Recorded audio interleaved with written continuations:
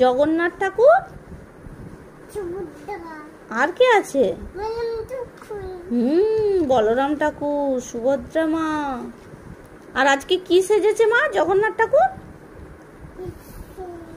বামুন সেজেছে, বামুন। আর জগন্নাথ ঠাকুর মাথায় কি নিয়েছিল আজকে? আর কি নিয়েছিল সঙ্গে? হ্যাঁ, আজকে পাগড়ি নিয়েছিল আর ছাতা নিয়েছিল। তুমি দেখেছো? আচ্ছা, জগন্নাথ ঠাকুর তোমাকে কি দিয়েছে আজকে? প্রসাদ দিল। কি প্রসাদ? ও আচ্ছা, তুমি মেলাতে গিয়ে ওগুলো কি কিনে এনেছো?